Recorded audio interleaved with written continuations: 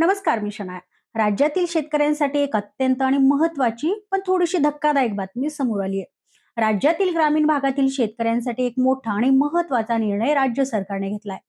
शेतीमालाची वाहतूक सुलभ व्हावी, गावागावातील शेतरस्ते व्यवस्थित व्हावेत आणि शेतकऱ्यांचा सर्वांगीण विकास व्हावा यासाठी सुरू करण्यात आलेल्या मुख्यमंत्री बळीराजा शेत पाणंद रस्ते योजनेत आता मोठे बदल करण्यात आलेत. या बदलांमुळे अनेक शेतकऱ्यांना दिलासा मिळणार असला तरी देखील काहींना मात्र मोठा फटका बसू शकतो. महसूल आणि वन विभागातर्फे या संदर्भात एक महत्वपूर्ण शासन शुद्धीपत्रक जारी करण्यात आलंय. याआधी 14 डिसेंबर 2025, 7 जानेवारी 2026 आणि 18 फेब्रुवारी 2026 रोजी काढण्यात आलेल्या शासन निर्णयांमध्ये सुधारणा करून आता नियम अधिक कडक करण्यात आले आहेत.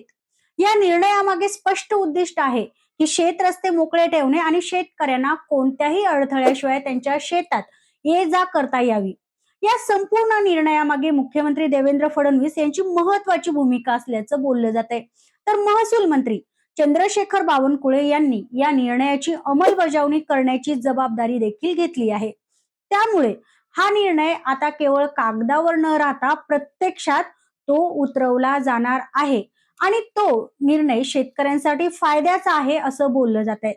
आता या योजनेतील सर्वात मोठा आणि चर्चेचा मुद्दा म्हणजे अतिक्रमण करणाऱ्या शेतकऱ्यांवर होणारी कडक कारवाई.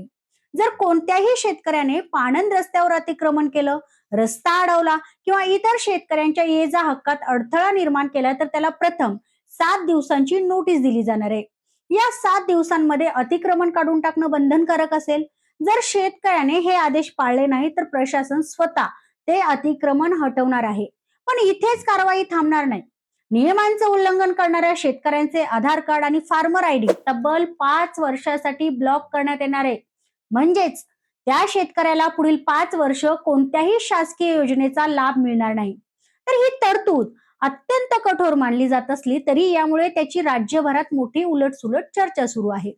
याचा थेट परिणाम असा होणार आहे की जे शेतकरी मुद्दाम रस्ते अडवतात, वाद घालतात किंवा इतरांना अडचणीत टाकतात त्यांच्यावर आता कायद्याचा कठोर बडगा उगारणार आहे. त्यामुळे अशा प्रकारच्या वादांना आळा बसेल अशी सरकारची अपेक्षा आहे. योजनेतील आणखीन एक महत्वाची बाब म्हणजे जमीन उपलब्धतेसंदर्भात केलेली स्पष्टता. या योजनेसाठी कोणतेही भूसंपादन केलं जाणार नाही असं स्पष्ट करण्यात आलंय. म्हणजेच सरकार जबरदस्तीने जमीन घेणार नाही. शेतकरी स्वइच्छेने जमीन देऊ शकतात, मात्र त्यासाठी नोंदणीकृत दानपत्र किंवा हक्क सोड करावी लागणार आहे. एकदा जमीन दिल्यानंतर ती परत मागण्याचा हक्क शेतकऱ्यांकडे राहणार नाही. मात्र यामध्ये शेतकऱ्यांना दिलासा देणारी बाब म्हणजे या नोंदणीसाठी लागणारे मुद्रांक शुल्क आणि नोंदणी शुल्क पूर्णपणे माफ केली जाणार आहे. त्यामुळे आर्थिक भार कमी होणार आहे. याशिवाय या योजनेच्या अंमलबजावणीसाठी स्थानिक स्तरावर समित्या तयार करण्यात येणार आहेत. विधानसभा क्षेत्रस्तरीय समितीमध्ये 5 शेतकऱ्यांची निवड करण्याचा अधिकार संबंधित आमदारांना देण्यात आलाय. त्यामुळे स्थानिक शेतकऱ्यांचा सहभाग वाढणार आहे आणि निर्णय प्रक्रियेत पारदर्शकता देखील येण्याची शक्यता आहे. कंत्राटदार निवडीच्या प्रक्रियेत ही मोठे बदल करण्यात आले आहेत. आता कंत्राटदारांची निवड ही पूर्णपणे पारदर्शक पद्धतीने केली जाणार आहे. मात्र पात्र जे कंत्राटदारांचे पॅनल तयार करण्यात येईल आणि एकापेक्षा अधिक कंत्राटदारांना समान प्रमाणात काम वाटप करता येणार आहे. त्यामुळे एकाधिकारशाही जी आहे ती टाळली जाईल. यामध्ये आणखी एक महत्वाची अट घालण्यात आली आहे, ती म्हणजे कंत्राटदाराकडे आवश्यक यंत्रसामग्री ही स्वतःच्या मालकीची असणं बंधनकारक असणार आहे.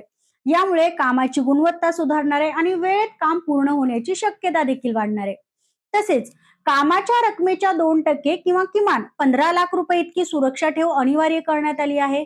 त्यामुळे कंत्राटदारांवर जबाबदारी येईल आणि कामात कसूर होण्याची शक्यता कमी होईल.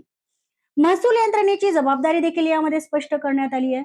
संबंधित कायद्यानुसार दिलेल्या आदेशांची अंमलबजावणी करायची पूर्ण जबाबदारी आता संबंधित अधिकाऱ्यांवर असेल. म्हणजेच अतिक्रमण हटवणे, नियमांची अंमलबजावणी करणे आणि शेतकऱ्यांना न्याय मिळवून देणे हे सर्व काम आता प्रशासनाला काटेकोरपणे करावं लागणार आहे.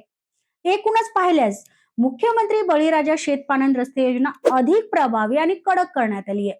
शेतकऱ्यांच्या हितासाठी घेतलेला हा निर्णय असला तरी देखील नियम मोडणाऱ्यांसाठी ती धोक्याची घंटाच आहे. आता सर्वात महत्वाचा प्रश्न असा आहे की या कडक नियमांमुळे खरंच शेत रस्त्यांवरील वाद कमी होतील का?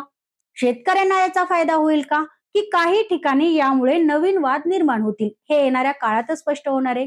मात्र सध्या तरी सरकारने स्पष्ट संदेश दिलाय की शेत रस्ते अडवले तर कारवाई अटळ आहे. म्हणून शेतकऱ्यांनी नियमांचं पालन करणं, एकमेकांच्या हक्कांचा आदर करणं आणि विकासाच्या या योजनेत सहकार्य करणं ही काळाची आता गरज बनणार आहे. तुम्हाला काय वाटतं? हा निर्णय योग्य आहे का? की यामुळे शेतकऱ्यांना त्रास होईल? तुमचं मत कमेंटमध्ये मला नक्की सांगा आणि हा व्हिडिओ आवडल्यास लाईक करा, शेअर करा आणि सबस्क्राईब करायला विसरू नका. धन्यवाद.